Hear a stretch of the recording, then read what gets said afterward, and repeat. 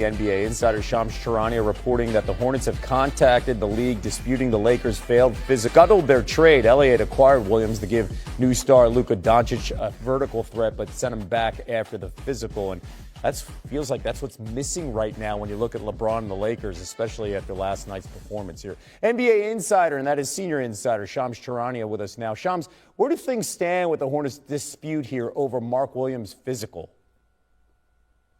Kevin, the Hornets, from my understanding, they remain in contact with the league office, essentially questioning the validity of the Lakers' failed physical exam and weighing potential options where they can potentially appeal this situation. As I reported over the weekend, the Lakers failed Mark Williams on his physical. They found multiple issues, from what I'm told, not related to his back, however. And so the Hornets and Lakers, they're on opposite ends of where this issue stands. In the Hornets' eyes, Mark Williams is healthy. He has a long potential career ahead. And the Lakers clearly feel like they found a couple of issues in that physical exam. But in the meantime, Kevin, sources told me that the Lakers are waiving Christian Wood to sign Alex Len, 7-foot free agent center. That's going to give them some depth. They've been with just one center since this failed test and since the trade deadline last week. Just Jackson Hayes. Now Alex Len, he's in his 12th NBA season. He will join them on their front line. And that's important. You just need size. You need some matchups. You need 6 fouls. You need somebody that can get rebounds. And Len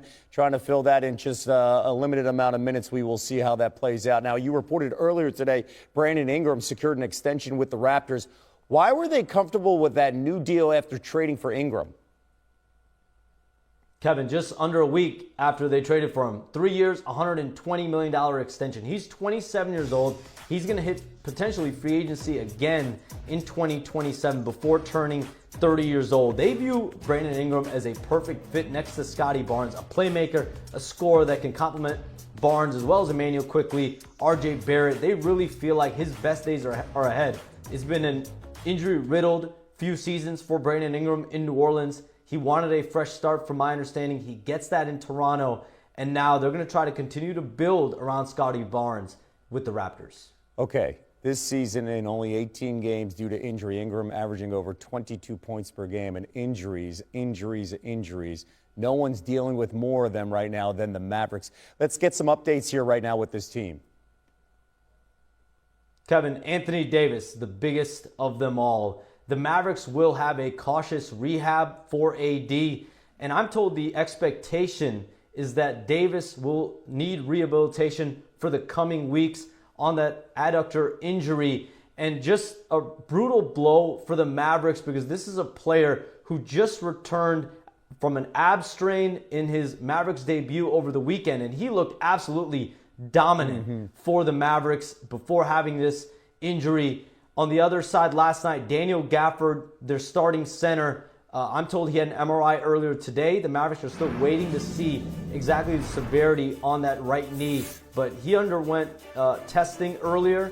They're hopeful because he walked without assistance post-game. They're hoping for the best for Daniel Gafford, but they're already without Anthony Davis. They're already without Dwight Powell, already without Derek Lively II. And now Daniel Gafford, they're waiting to hear just how bad his right knee injury is. That is a mash unit right now. Dallas back in action tomorrow night when they host Jimmy Butler and the Warriors, 9:30 Eastern, right here on ESPN. Shams with the latest.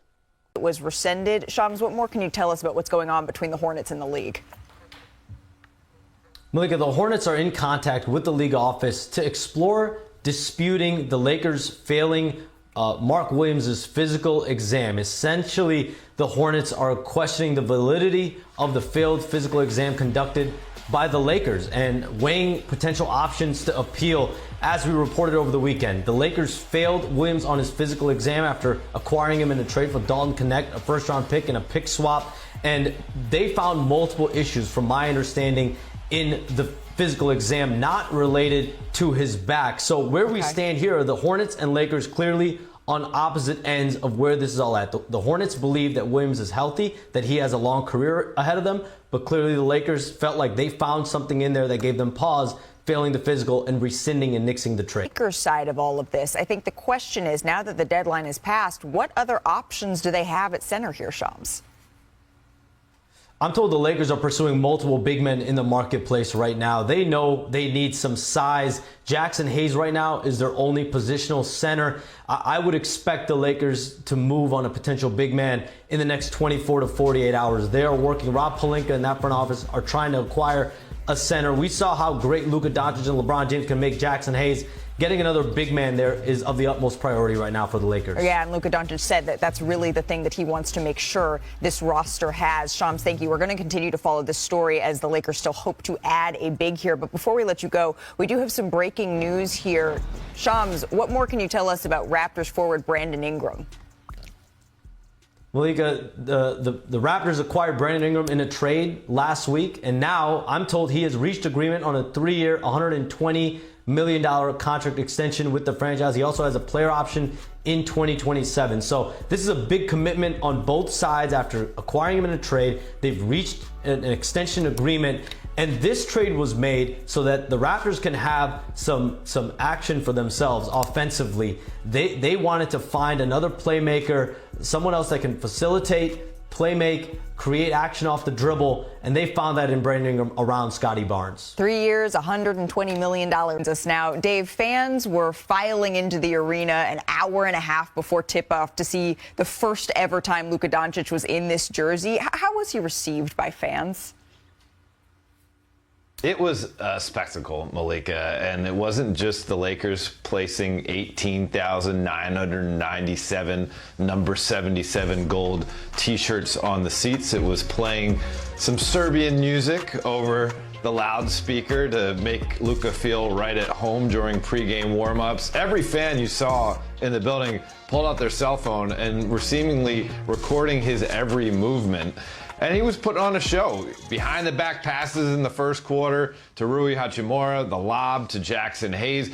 His first time running out the tunnel for pregame warm-ups, he goes down the layup line, throws a trick shot off the shot clock that falls right into the basket. He recognized that this is a stage and he was ready to perform. For this fan base has been waiting almost a week and a half to finally see him in uniform since the trade happened. Yeah, it was me. I was one of those fans because you can't help but be just a basketball fan when you're watching history like that. You want to record every single second.